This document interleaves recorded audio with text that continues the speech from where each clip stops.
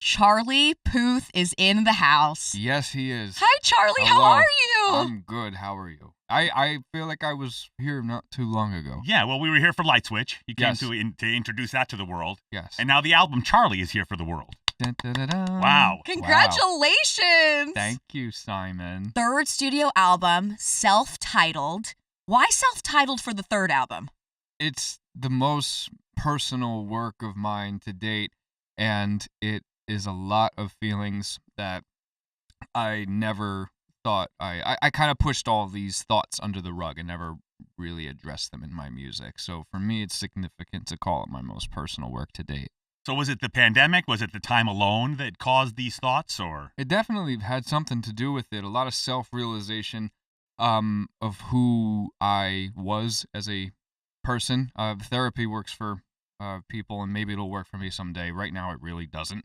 And what works for me is just sitting with my thoughts and music, and having music be the outlet of my thoughts. Because it's funny, every time I'd finish a song, I'd immediately feel better about whatever I was singing about. Like, there's a record called Smells Like Me, it's track 5, about a pretty obvious obsession with somebody. And then when there was nothing left to add musically, the song was done, I was like, okay, I can part ways with that feeling. It started out that little wham, wham, wham as my voice, and the goal for that day, I had this title in my head. All these songs started with the title, and I had Smells Like Me in mind, and I thought, okay, I'm going to take something really ugly, because the word smell, it's not the easiest word to sing smell. It's Yeah, but not you don't like want Stinks Like Me either. Like, what would be the other one? Stinks Like Me. Stinks like me. Stinks Like Me. But I wanted to combine one ugly thing and one beautiful thing, so you have that really ugly noise, like wah, wah, wah, and then in conjunction with, and that's the two unlikelies came together, and that's literally how every song came together on this album, I'd have to say. So Left and Right with Jungkook. Yeah. Number 1 on our weekend countdown on Hits 1. My goodness. Such a huge song. Obsessed you. with it. We love it. Thank How you. did that song come about? Thank you for the support on that, by the way. That song was done, and I had this gut feeling that I needed a different person's perspective on the song, and I thought, why not one of my friends? So I texted Jungkook, and, you know, with the BTS thing, you got with Big Hit, you got to go through like 1,500 people, but they were all like, it was all a resounding yes. They were really excited to have him part of it, and it's the rest is history. He sent his vocals in. It was the easiest, mixing technique ever. I just dragged and dropped his vocals in, and we were done. Does he have the perfect pitch quirks that you have? I think he does, because he was able to recall notes with no reference pitch like I do, and it's what the coolest thing. That in itself is cool, but the really cool thing, in my opinion, was being able to communicate with somebody who doesn't necessarily speak English, but I'm able to communicate with them like I speak their language. Do you ever have, because I know that, like, music's all around us, and you're super sonically aware of all the sound around us. Maybe to my detriment. I just went into the SiriusXM bathroom before you came into our studio, Yeah. and they were playing, it was Shining Star by Earth, Wind, and Fire. And I'm listening to it. Love that song. Great song. Great song. Good classic song. E minor. I was wondering, like, do you ever turn it off? Is it ever just a song in the background, or do you listen to everything and you're like, well, I wouldn't have done it like that? Everything is there, whether I like it or not. I can just the subconscious mind is always on. So if I am not even necessarily listening for something, it's always on in the background. And if someone like Tony's gonna come up to me and be like, hey, did you hear that? And I'm like, oh, I'll just rewind my mind and then play it back and then tell you what it is. So you, like, if you were going to the bathroom and you heard that song, would you ever be like, you know what? Wow, that snare should have been different. They should have modulated that. Because like when we listen, when we listen to another radio show, we're like, yeah, I wouldn't have done that. Yeah, I would. We're on a nationally syndicated yeah, do radio you do show. that? I really do believe that everything is there for a reason. I mean, you could say something like about the Kate Bush song, how the snare drums are like you don't even really hear the drums in that record, but for the time period that was super modern, and of course it's been recycled many times and now has been massive again from Stranger Things. So people's musical tastes have evolved, but there's still some nostalgia packed through that. So everything has a purpose, everything has a reason. So I'm not the one to be like, I would have done that a little differently, even though I do that. So Charlie Be Quiet has to be one of my favorite songs on the album. Thank you. Track 2. We don't want to show all of our cards and have that person know so much about you. Want to remain like a little bit mysterious, but the catch-22 is that if you have to even do that, they don't end up being right for you anyway. Right. Yes, because you're playing the game. But I was playing the game when I wrote this song, and I was telling myself to just play it cool a little bit. But that was forcing inauthenticity, and then when that song ended, I was like, I don't need to be. I don't need to be like that. Let's get to Light Switch, which is track 3, and then it's just like a party, and then I kind of deviate and go back to my old thoughts. There's, and then I run. There's a progression. There's this real storyline to this album, and then after Light Switch and kind of forcing myself to forget about that person. And by the way, it's about 2 breakups. One, breakup from a business perspective, parting ways with my prior record label, and a romantic relationship, and both those things ending at a pretty similar time and feeling ultimately like the same thing.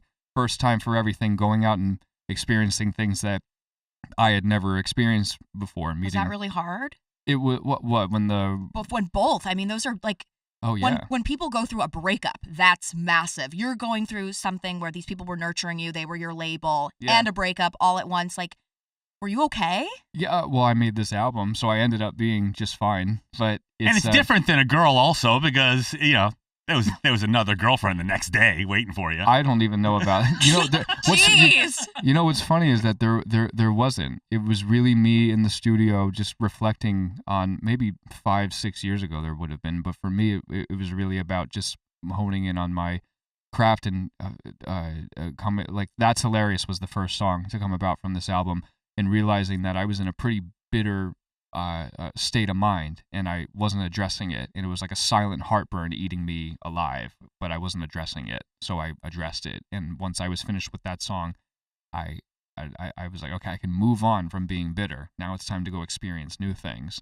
And then you kind of fall back a little bit, and it's like when you're meditating, and the person guiding the meditation says, don't think, and then the first thing you do is think. You just have to acknowledge the thought and then go back into a state of peace and meditation. Mm-hmm.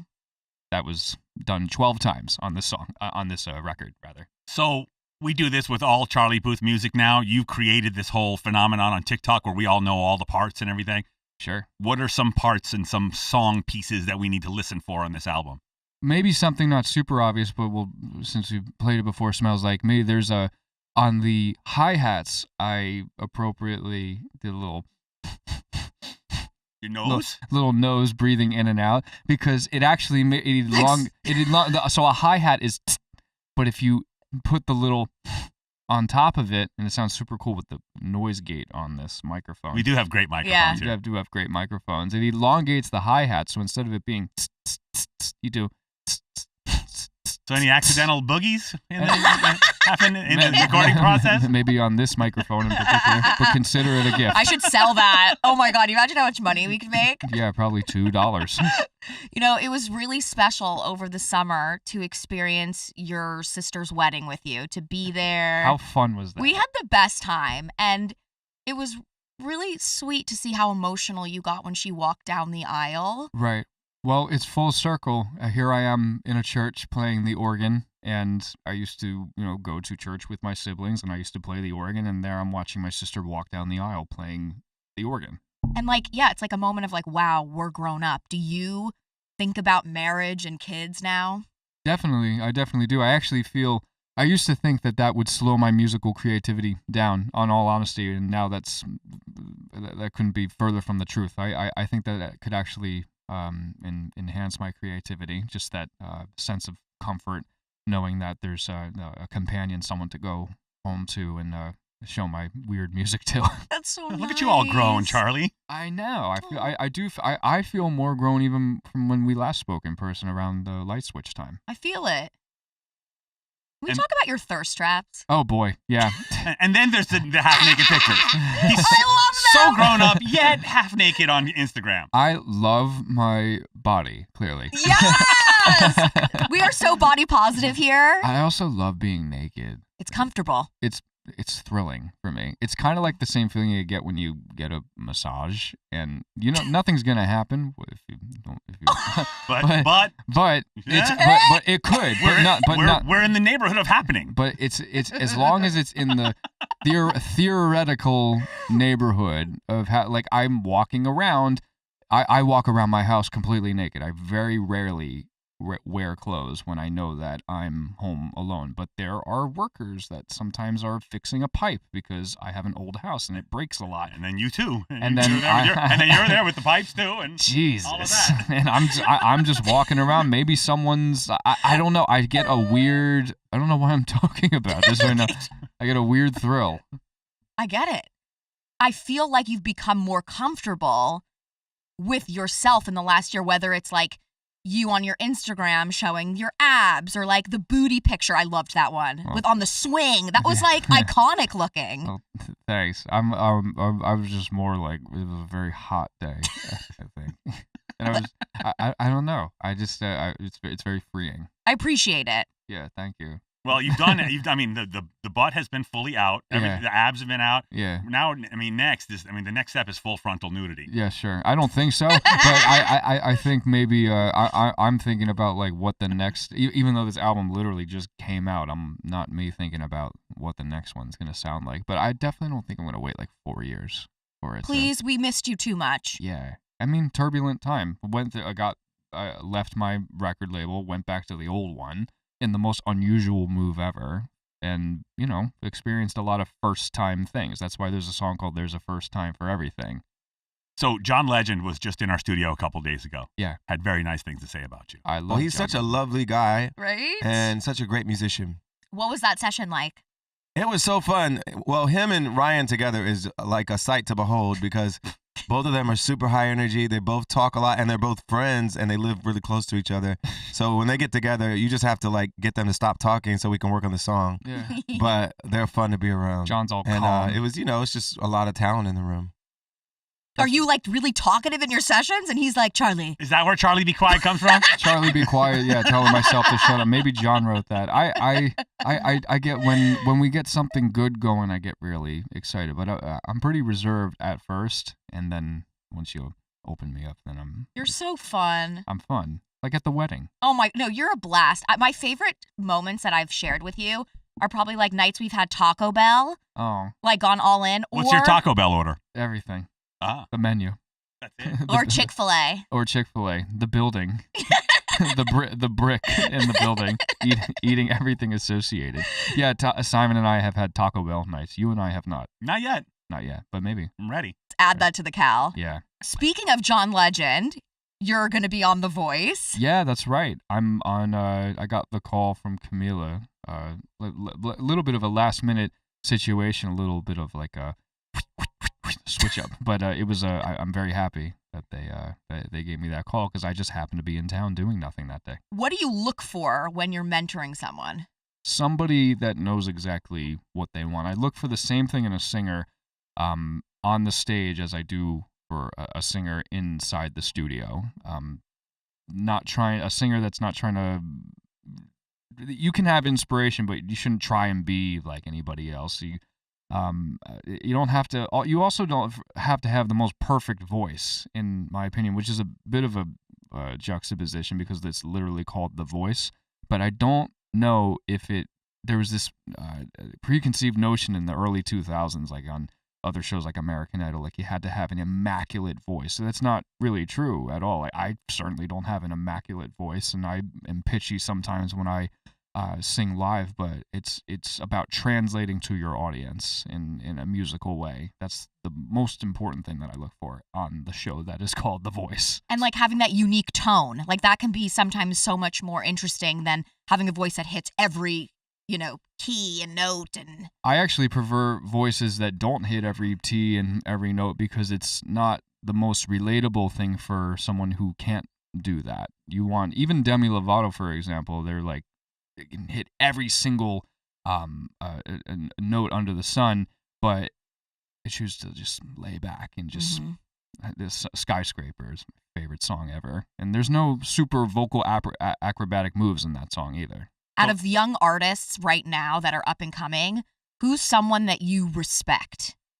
Like in top 40 pop. Ooh, in top 40 pop, I respect Louis Capaldi a lot for being unapologetically himself. Also taking his clothes off. That's also become a thing. Yeah, maybe I've provided a bit of inspiration there. I think he came up with that idea himself. I respect everybody on the top 40 charts. I'm very inspired. I wrote Sam Smith the other day. I'm very inspired by that new song of his with Kim Petras. Yeah. It has this like a bit of like dangerous kind of like feeling when you put the song on. It's very exciting to me. And they put up the instrumental, and so much of the girth of that record is the vocal a cappella that goes against the instrumental. So when you listen to the instrumental, it's just drums. There's hardly any hi-hats in the song. I don't think there's any hi-hats in the song. And I love the use of chromaticism in his voice and her delivery on her verse. It's just very it's very well thought out and very well planned, and I'm very inspired by all of my friends in top 40. That's so nice. I see you walking in the house naked with that song with Louis Capaldi on, or with Sam Unholy on Sam Smith. Oh yeah, just swinging. As long as the doors stay closed, no one's gonna get arrested. My house is all glass, so that's an issue. Oh, Charlie. Right. Well, so since you're on the set with Camila Cabello, the rumors are going to start. Any collaboration going on? Oh, sure. I mean, I think I wrote something with Camila one time that accidentally leaked, but I don't think that ever is coming out. But I'd love to. I think she's so talented. I love her genre mixing of her culture into pop music. I think that's really awesome. So back to your album before your record company comes here and strangles the both of us. Are there exciting to watch? Yeah. Are there any other songs on this album that you want to make sure that people catch and know about? I want people to take note of That's Hilarious and Charlie Be Quiet. And there's a song called Marks on My Neck, which is about what it exactly sounds like. But when the memory of somebody fades away, something physical that they left can also fade away too. The album is Charlie. It is. Finally, it's you're defining yourself for these people. Yes, absolutely. And I feel like I've made this album with millions of people, because of TikTok and Instagram Reels and YouTube Shorts, or wherever you watch my stuff. I do feel like I've involved everybody in the creation process, and it took place of performing for me, because due to the pandemic I couldn't go out on tour. I thought my career as a touring artist was over, so you perform for people in a different way. But now I get to, it's not the tour, it's not the official tour, but we're gonna go, we're calling it the underplays, the one night only underplays, and it's like 7-ish shows where I am going to play for my fans up close. And I think it's nearly sold out, but it's going to be really, really awesome. Were you nervous about that? About booking and out, like you were saying, you were in the mindset where, okay, touring's over, we're done. Well, I mean, I'm happy to get back to touring, but I realize that I'm not going to be able to play these smaller venues. I'm happy to say I'm not going to be able to play these smaller venues for much longer. This was just a one-off underplay for the fans. Just one last hurrah before the tour begins next year. And when does the tour start? The tour starts. That is a question that I wish my record label was here for. I think the tour starts in the end of October. Does that make you feel nervous, just because for so long you've been used to like being in the studio and, like you said, performing like just via phone? Like, do you get anxiety to go back out and travel? Not really this time around. I'm just looking forward to nothing as technological advances happen in the world, and whatever the next TikTok or anything, or whatever the next phone is going to be. the thing that remains the most exciting to me is performing for humans in real life. That's never going away. You're so phenomenal at it. Oh, I just love you so much. I'm so proud of you. Oh, I'm so proud of both of you. You little I don't know what bushki. you've done today, but I'm proud of you. We made it through Hollywood traffic to get here. You made it through Hollywood traffic. It's Yeah. extraordinary Good today. job. Congratulations. Everyone go blast the ish out of this. Yeah, blast the ish out of it. Quoted by Simon. Thank you. Mazel. Mazel. Thank you, guys.